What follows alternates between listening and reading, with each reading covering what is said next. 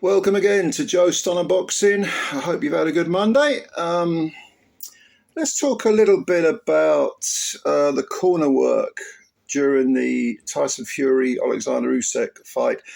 I want to concentrate on Fury's corner work because one thing I noticed during the fight, I sort of made a mental note of it, and then when I watched the fight back, I kind of watched it with a little bit more intently, is that Usyk pop up in the corner inevitably, giving his 2 cents worth, none other than, it's the hard road, John Fury. He was sticking his oar in when Sugar Hill was trying to talk to Tyson. And also Andy Lee. Now, I've got a lot of time for Andy Lee. I think he's a good pundit, and I think he's turned out to be a pretty damn good trainer. But he was giving his sort of views. And look, to me, certainly going back to when I was a young man, the rule was you have one voice in the corner because there needs to be clarity. The fighter needs to gain, lucid information. You've only got 60 seconds to give it. It's got to go into your head. It's got to stay there. You've got to process it. What you don't want is people yap, yap, yap, yap, yap, yap, yap. All right? Even if they're encouraging the fighter, even if they're repeating what the head trainer says, the head trainer should be the only voice in the corner. Everyone else does what they're bloody well told.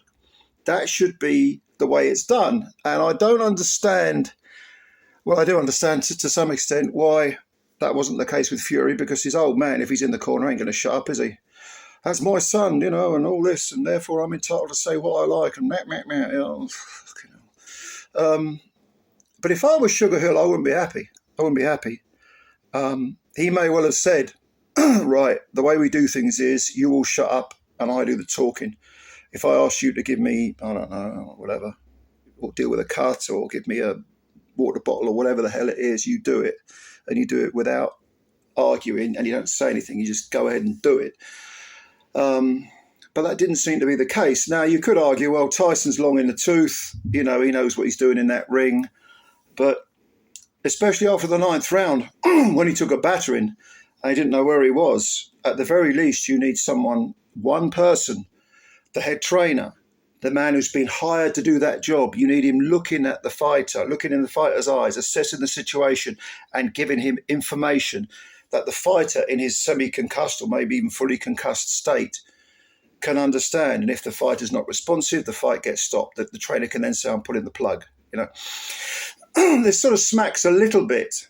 It's different, but when Billy Joe Saunders got pulled out against Canelo, because you had Ben Davison, I think, who was it? Was it Tibbs, wasn't it? Mark Tibbs was in the corner, and then Ben Davison was sticking his oar in and saying, we need to pull the plug. And you're not the head trainer, mate. Yeah, but he's my mate. It doesn't matter. It doesn't matter whether he's your mate. It doesn't matter whether you've trained him before. You need to behave yourself and let the head trainer do his job. That's what he's hired for. What the hell are you hiring someone to do a job for if you're not going to let them do it in fully? And I just found it couldn't have helped Tyson, especially after that 9th round, when you've got chaos in a corner. The last thing you want to come back to.